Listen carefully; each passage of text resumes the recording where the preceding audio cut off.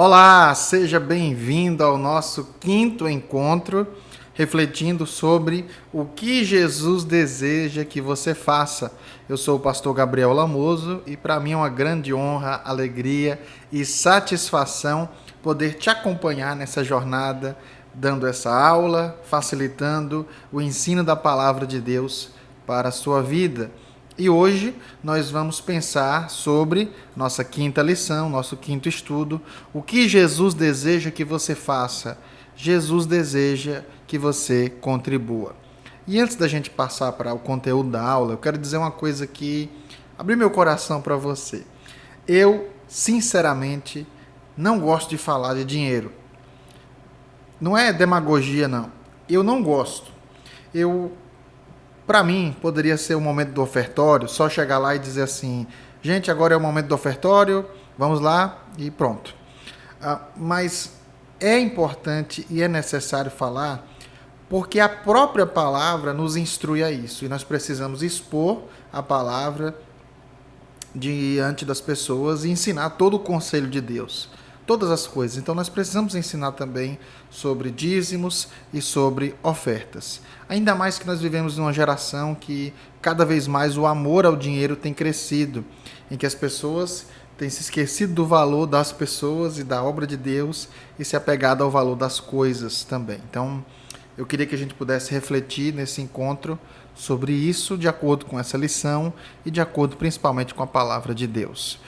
Nós vivemos em uma era que muitos pastores, inclusive, têm sido verdadeiros mercenários da fé, que anunciam a teologia da prosperidade, que anunciam quase que barganhas com Deus, campanhas das mais variadas possíveis, para que você possa ofertar tanto e receber tanto outro mais, de 100, de 1000, de tanto, e você vai receber em dobro, em triplo, e Deus vai te dar uma surpresa.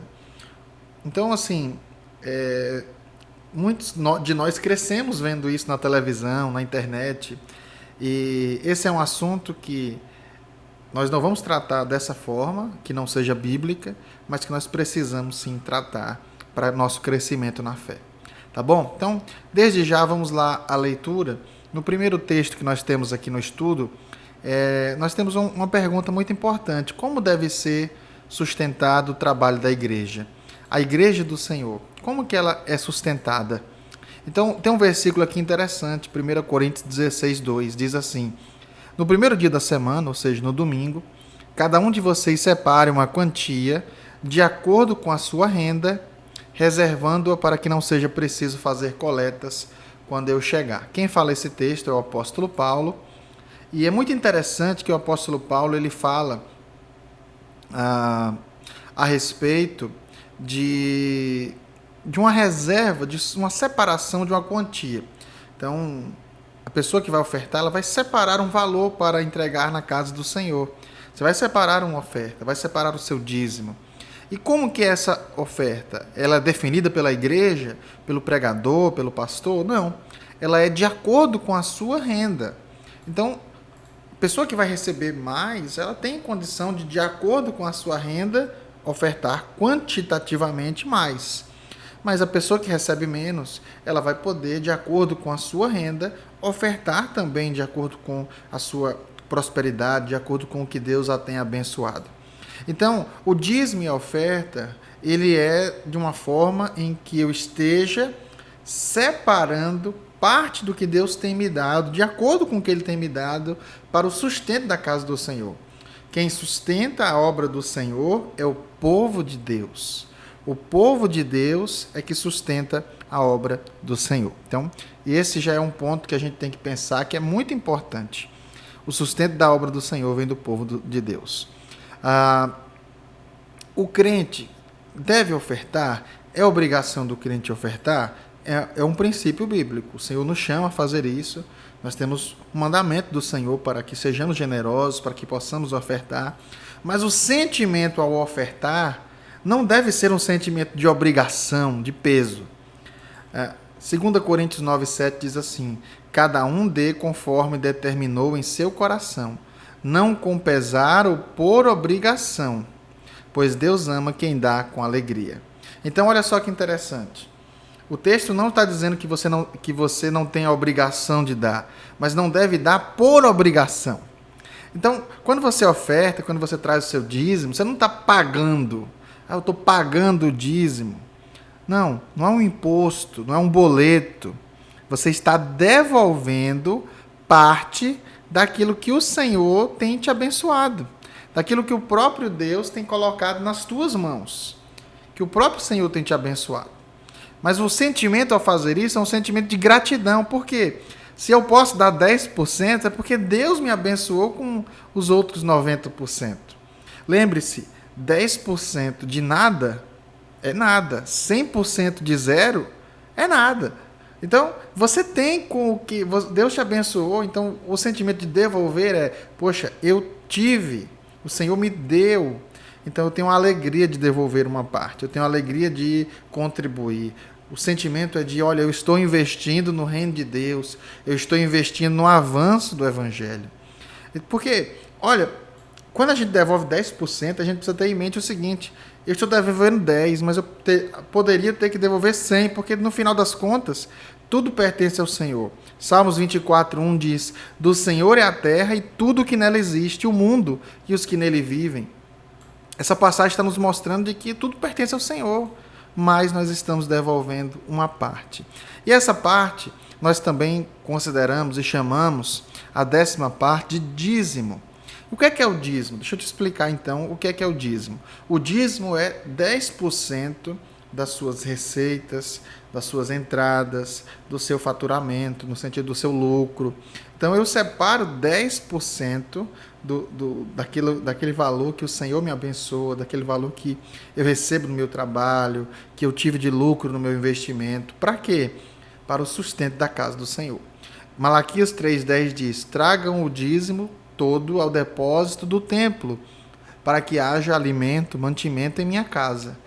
Ponham-me à prova, diz o Senhor dos Exércitos, e vejam se eu não vos abrir as comportas dos céus e derramar sobre vocês tantas bênçãos que nem terão onde guardá-las. Ou seja, a palavra está nos instruindo que cada crente, cada um, dos crentes, deve separar a sua oferta, separar de acordo com a sua renda. Ou seja, o próprio dízimo, ele é de acordo com esse princípio do Novo Testamento também, de acordo com a minha renda. Então, quem dá 10% que ganha muito dinheiro e dá 10% daquele valor, está dando proporcional ao que ganha. A pessoa que ganha, às vezes, um salário mínimo ou que ganha diária ali, ela está dando 10% daquele valor. Então, ambos estão sendo fiéis ao Senhor na separação, de acordo com a sua renda, daquela oferta separada para o Senhor. Então, e essa oferta, como é dito no texto, ela serve para o sustento, mantimento da casa do Senhor. Então, para pagamento da conta de água, luz, internet, a gente hoje tem as despesas também relacionadas à manutenção de equipamentos e o funcionamento, construção, sustento ministerial, sustento missionário, avanço da obra, investimento no reino de Deus. Tudo isso é papel da igreja realizar. E assim, esse valor, esse recurso vem da onde? Vem do povo de Deus, que é fiel. E esse é um ponto que, como eu falei no início, eu não gosto de falar sobre dinheiro, mas a gente precisa falar, porque nós temos vivido uma realidade, na maioria das igrejas, em que uma minoria que busca ser fiel ao Senhor acaba sustentando o trabalho, sustentando a igreja de uma outra parte, de uma outra maioria que simplesmente negligencia ou ignora esse princípio. Então, às vezes, 25%, 30% dos membros dizimam, ofertam, e outros, às vezes, nem contribuem. Estão sendo negligentes, infiéis, estão, muitas vezes, dando desculpas. Olha, eu não dou o dízimo porque eu não posso. Mas, às vezes, investem em tantas outras coisas pessoais. Se faltar alguma coisa na sua casa, ele vai colocar. Vai comprar uma televisão, vai comprar um equipamento, vai fazer todas as coisas para si. Vai comprar roupa, vai comprar tudo. Mas a casa do Senhor, quem puder, quem tiver sobrando. E veja, dízimo tem a ver com primícias, com separar dos primeiros frutos, daquilo que o Senhor nos concede, dizendo, olha, essa melhor parte é para o Senhor. E o restante, os 90%, eu vou administrar fielmente e eu creio que o Senhor vai prover. Sabe, o Senhor, Ele provê nas nossas vidas. O texto de Malaquias 3,10 nos ajuda a entender o caráter de Deus, o caráter provedor. Deus não vai deixar faltar. Filipenses 4,19 diz, o meu Deus suprirá todas as necessidades de vocês, de acordo com as suas gloriosas riquezas em Cristo Jesus.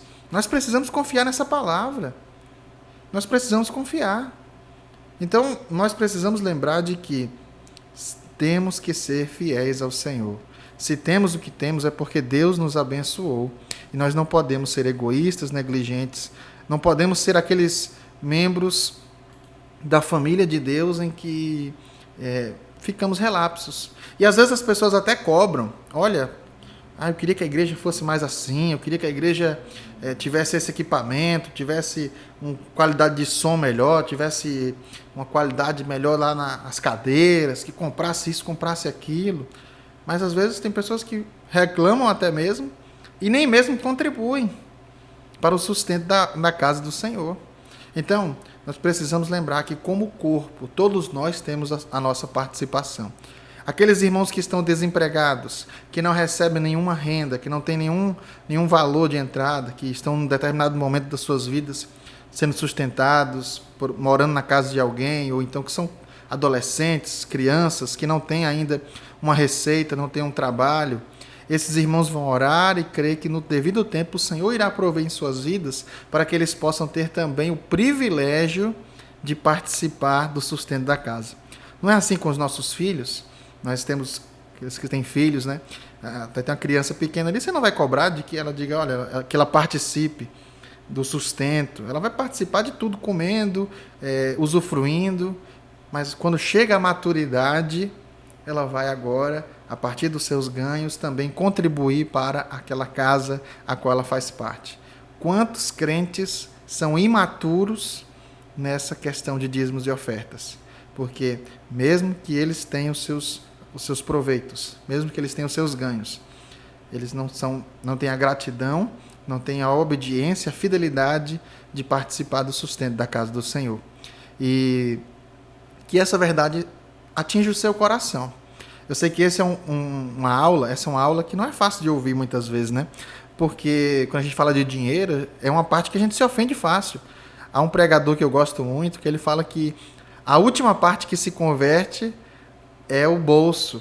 A gente converte o coração, converte a mente, mas o bolso não. O bolso fica para depois. E eu quero dizer de que o Senhor conta com você. Conta com a sua fidelidade. Para que através de você a obra de Deus possa avançar. Se a obra chegou, se a mensagem do Evangelho chegou até você, creia que também foi através de homens e mulheres ao longo das eras e história do cristianismo, que doaram a sua própria vida, mas também ofertaram e dizimaram, contribuindo para que missionários fossem enviados, para que templos fossem construídos, para que a casa do Senhor fosse mantida. E eu quero dizer para você de que o bastão está conosco agora também, para que nós sejamos essa resposta para a obra de Deus também. Tá bom? Que Deus abençoe a sua vida, que você possa guardar esse princípio em seu coração, tendo fidelidade ao Senhor e crendo pela fé de que Ele é o teu sustentador, de que Ele que te guarda e que o Senhor é o seu pastor e nada te faltará. Deus te abençoe. Até a nossa próxima aula, em nome de Jesus.